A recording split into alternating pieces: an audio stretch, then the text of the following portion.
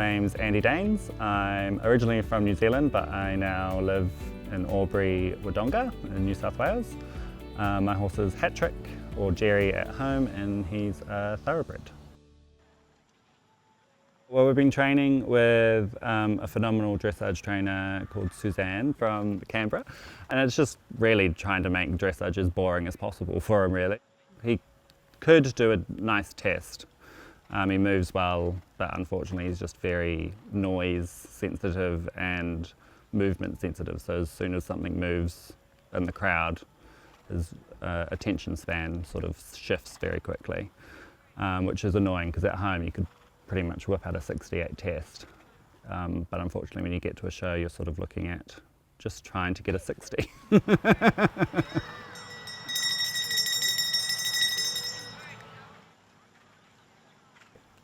So we had the 4-star dressage today, and unfortunately he was just a bit hot and overwhelmed, but he got through it with a few extra movements that he wasn't meant to do. But he's always the sort of one where you sort of hop on and you're like, all right, today's going to be that day where we just sort of have to grin and bear it, and then other days you can hop on and actually ride a test.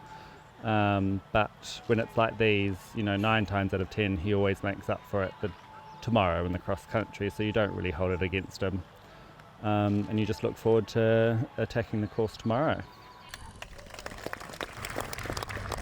Yeah, so tomorrow we're looking forward to the 4-star cross country, which will be a track of 26 fences, and we have to do it in 10 minutes 10 seconds, which I'm sure he will do happily.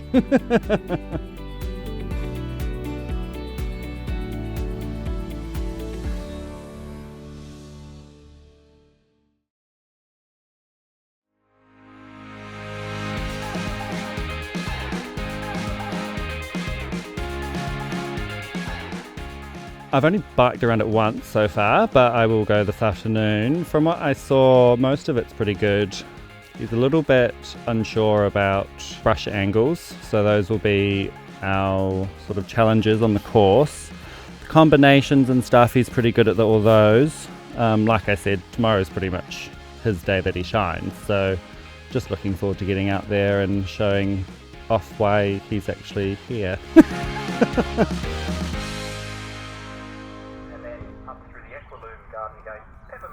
Water complex, and then finishing up with 2 canard foxes, and then through off the track finale. So that's our course today.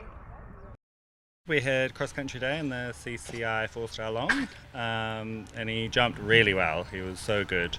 I haven't actually looked at the final results, but to clarify, I think I was only 3 seconds over time. Well, I'd like to blame the frangibles on my rein slipping, but yeah, that's additional penalties, but he was just phenomenal. It was so much fun.